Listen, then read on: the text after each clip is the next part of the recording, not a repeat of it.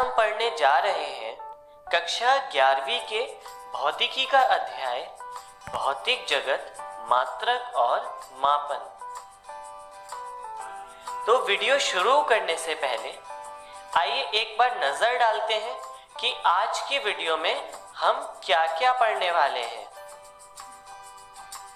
सबसे पहले हम शुरू करेंगे प्रकृति में मूल बल। उसके बाद हम पढ़ेंगे भौतिक नियमों की प्रकृति तथा सबसे अंत में हम पढ़ेंगे मात्रक और मापन का परिचय। तो चलिए शुरू करते हैं और देखते हैं भौतिकी और भौतिक दुनिया से। मनुष्य की जिज्ञासा विज्ञान के प्रति आदिकाल से रही है।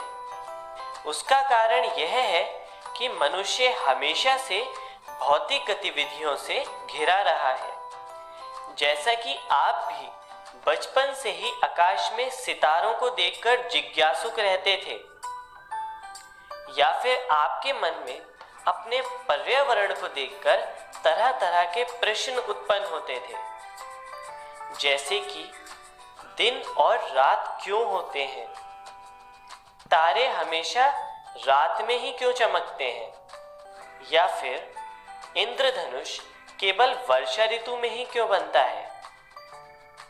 इस तरह के प्रश्न हमेशा से मानव के मन में आते रहे हैं और उसकी इस जिज्ञासा से वह हमेशा भौतिक गतिविधियों की कड़ी से कड़ी जोड़कर अपने प्रश्नों का हल ढूंढता रहा है। और इस तरह भौतिक विज्ञान की दुनिया में प्रगति होती रही है। चलिए इसके आधार पर भौतिक विज्ञान की परिभाषा को समझने की कोशिश करते हैं। भौतिक गतिविधियों का सुव्यवस्थित ढंग से अध्ययन करके उनके निष्कर्ष तथा आधार पर भविष्य की संभावना करने को ही भौतिक विज्ञान कहते हैं। चलिए अब हम आगे बढ़ते हैं और प्रकृति में मूल बल के बारे में पढ़ते हैं।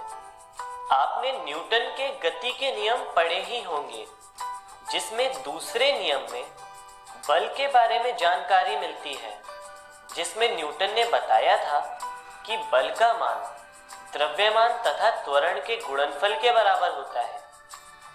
लेकिन आज हम बल के वर्गीकरण के बारे में पढ़ेंगे, जो इस तरह से है, जिसमें पहला है गुरुत्वाकर्षण बल यानी ग्रेविटेशनल फोर्स, दूसरा है विद्युत चुंबकीय बल यानी इलेक्ट्रोमैग्नेटिक फोर्स, तीसरा है प्रबल नाभिकीय बल यानी स्ट्रॉन्ग न्यूक्लियर फोर्स, तथा चौथा है दुर्लभ नाभिकीय बल मतलब वीक न्यूक्लियर फोर्स। तो चलिए आगे बढ़ते हैं और गुरुत्वाकर्षण बल से शुरू करते हैं। पिंडों के बीच उनके द्रव्यमान के कारण उत्पन्न होने वाले बल को गुरुत्वाकर्षण बल कहते हैं। और इसी बल के कारण सभी ग्रह सूर्य का तथा सभी उपग्रह ग्रहों का चक्कर लगाते हैं तथा हम सभी लोग पृथ्वी पर खड़े हो पाते हैं, क्योंकि पृथ्वी गुरुत्वाकर्षण बल के ही कारण हमें अपनी ओर आकर्षित करती है। चलिए आगे बढ़ते हैं और विद्युत चुंबकीय बल के बारे में पढ़ते हैं। पिंडों के बीच उनके आवेश के कारण उत्पन्न होने वाले बल को विद्युत चुंबकीय बल कहते हैं। इसी बल के कारण इलेक्ट्रॉन नाभिक के चारों ओर गति करते हैं तथा अपनी कक्षा से बाहर नहीं जाते हैं, क्योंकि इलेक्ट्रॉन तथा नाभिक के बीच एक अट्रैक्शन फोर्स काम करता है, जो कि विद्युत चुंबकीय बल ही है। चलिए अब हम आगे बढ़ते हैं और प्रबल नाभिकीय बल को समझते हैं। प्रबल नाभिकीय बल को स्ट्रॉन्ग न्यूक्लियर फोर्स भी कहा जाता है। नाभिक के भीतर प्रोटॉन प्रोटॉन, न्यूट्रॉन न्यूट्रॉन तथा प्रोटॉन न्यूट्रॉन के मध्य लगने वाले शक्तिशाली आकर्षण बल को प्रबल नाभिकीय बल कहते हैं। यह बल बाकी सभी बलों की तुलना में सबसे ज्यादा शक्तिशाली होता है। जैसा कि चित्र में दिखाया गया है कि प्रोटॉन तथा न्यूट्रॉन आपस में एक शक्तिशाली बल से एक दूसरे से बंधे हुए हैं और नाभिक का निर्माण कर रहे हैं। चलिए हम आगे बढ़ते हैं और दुर्लभ नाभिकीय बल को पढ़ते हैं। दुर्लभ नाभिकीय बल को वीक न्यूक्लियर फोर्स भी कहते हैं। यह बहुत कम समय अंतराल वाले मूल कणों के बीच में लगने वाला बल है। अर्थात कुछ कण इस प्रकार के होते हैं जिनका समय अंतराल बहुत कम होता है और उन कणों के बीच लगने वाले बल को दुर्लभ नाभिकीय बल कहते हैं, जैसा कि चित्र में दिखाया गया है। चलिए अब हम आगे बढ़ते हैं और भौतिक नियमों की प्रकृति को समझते हैं। इसके लिए हम पढ़ते हैं संरक्षण का नियम। इस नियम के अनुसार भौतिक राशियों में से कुछ विशेष राशियां समय के बदलने के साथ संरक्षित रहती हैं और वह राशियां संरक्षण के नियम का पालन करती हैं। चलिए अब हम आगे बढ़ते हैं और कुछ इसी तरह की राशियों के साथ संरक्षण के नियम पढ़ते हैं। चलिए हम शुरू करते हैं ऊर्जा संरक्षण के नियम से। इस नियम के अनुसार किसी बंद निकाय की कुल ऊर्जा हमेशा संरक्षित रहती है। अर्थात ऊर्जा को ना तो उत्पन्न किया जा सकता है और ना ही नष्ट किया जा सकता है। इसको सिर्फ एक निकाय से दूसरे निकाय में ट्रांसफर किया जा सकता है। चलिए इसको चित्र के माध्यम से समझते हैं। चित्र में सूर्य से ऊर्जा ट्रांसफर हो रही है सोलर सेल में तथा सोलर सेल से ऊर्जा को संरक्षित किया जा रहा है बैटरी में और बैटरी से ऊर्जा को उपयोग में लिया जा रहा है वैद्युत उपकरण में। इस तरह पूरे सिस्टम के अंदर ऊर्जा संरक्षित है। चलिए अब आगे बढ़ते हैं और रेखीय संवेग संरक्षण के नियम को पढ़ते हैं। इस नियम के अनुसार पिंडों के किसी बंद निकाय पर यदि कोई बाह्य बल नहीं लग रहा है तो उस निकाय का कुल संवेग संरक्षित रहता है। चलिए चित्र के माध्यम से समझते हैं।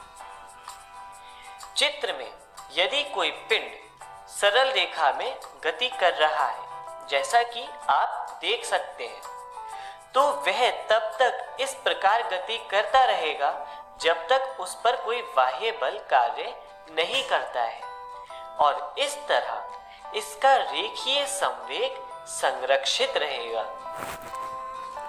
चलिए आगे चलते हैं और कोणीय संवेग संरक्षण के नियम के बारे में पढ़ते हैं। इस नियम के अनुसार पिंडों के किसी बंद निकाय पर यदि कोई बाह्य बल आघूर्ण नहीं लग रहा है तो उस निकाय का कुल कोणीय संवेग संरक्षित रहता है। अर्थात जैसा कि आप चित्र में भी देख सकते हैं, यदि कोई व्यक्ति या वस्तु एक कोणीय गति में गतिमान है तो वह तब तक गति करते रहेंगे जब तक उन पर कोई बाह्य बल आघूर्ण नहीं लगता है और इस तरह उनका कोणीय संवेग संरक्षित रहेगा। चलिए आगे बढ़ते हैं और आवेश संरक्षण के नियम पर नजर डालते हैं। इस नियम के अनुसार एक निश्चित आयतन में उपस्थित कुल आवेश का मान संरक्षित रहता है। अर्थात एक निश्चित आयतन में कुल परमाणुओं की संख्या नियत होती है तथा परमाणु के अंदर कुल आवेश की संख्या नियत होती है। इस प्रकार एक निश्चित आयतन के अंदर कुल आवेश संरक्षित रहता है।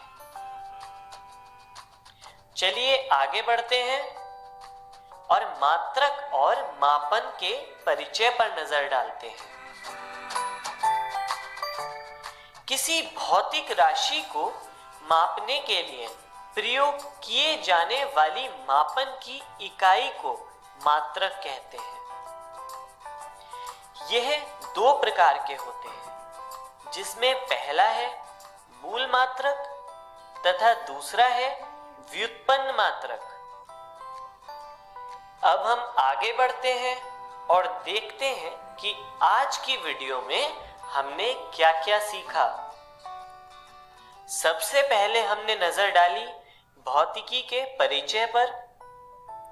उसके बाद हमने पढ़ा प्रकृति में मूल बल तथा भौतिक नियमों की प्रकृति के बारे में, तथा सबसे अंत में हमने जाना मात्रक और मापन का परिचय। चलिए अब आगे बढ़ते हैं और देखते हैं कि अगली वीडियो में हम क्या-क्या सीखने वाले हैं। तो अगली वीडियो में हम पढ़ेंगे मात्रकों की अंतरराष्ट्रीय प्रणाली और मूल मात्रकों का मापन। धन्यवाद।